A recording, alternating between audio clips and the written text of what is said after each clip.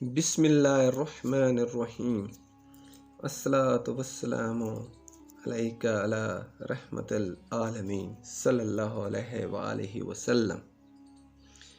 ایک مرتبہ سرور کائنات صلی اللہ علیہ وآلہ وسلم کی بارگاہ میں باغ رسالت کے پھول سیدنا صدیق اکبر، سیدنا عمر فاروق، سیدنا عثمان ذو النورین اور سیدنا علی المرتضیٰ رضی اللہ تعالی عنہم اجمعین حاضر تھے کہ کھجوروں کا طباق پڑا ہوا تھا۔ حضور اقدس صلی اللہ علیہ وآلہ وسلم نے سب کو اجازت فرمائی کہ لو کھجوریں کھاؤ۔ حضور صلی اللہ علیہ وآلہ وسلم کے ساتھ سب کھجوریں کھا رہے تھے۔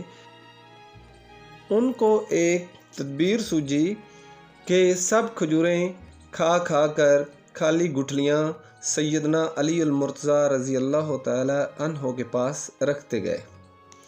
جب خوب کھجوریں کھائی گئیں تو گٹھلیوں کا ڈھیر بھی سیدنا علی المرتضیٰ رضی اللہ تعالی عنہ کے پاس لگ گیا۔ آپ یہ منظر دیکھتے جائیں اور ہنستے جائیں اور دوسرے صحابہ بھی ہنسیں۔ حضور سرور کائنات صلی اللہ علیہ وآلہ وسلم بھی مسکراتے جائیں۔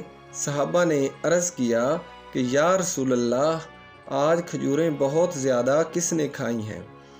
حضور سید العالمین صلی اللہ علیہ وآلہ وسلم نے مسکراتے ہوئے فرمایا، معلوم تو ظاہر میں یہی ہو رہا ہے کہ اس وقت تمام کھجوریں میرے علی نے ہی کھائی ہوں گی، کیونکہ گٹھلیاں انہی کے پاس ہیں۔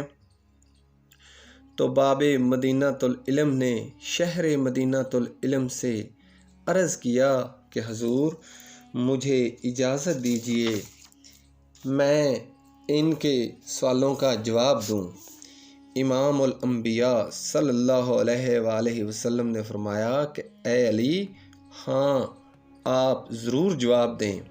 عرض کیا حضور اگر ایسا ہی ہے تو میں تو بھلا کھجوریں کھاتا رہا اور گٹھلیوں کو رکھتا گیا، اور یہ سب گٹھلیوں سمیت ہی کھجوریں کھا گئے۔ اتنا سننا تھا کہ مصطفیٰ صلی اللہ علیہ وآلہ وسلم اور باغ رسالت کے پھول خوب ہنسے۔ آپ صلی اللہ علیہ وآلہ وسلم نے فرمایا کہ اے علی، انہوں نے ہنسنے کے لیے ہی ایسا کیا تھا، کیونکہ علی اصحاب کے ساتھ خوش طبعی لاجواب کرتے ہیں۔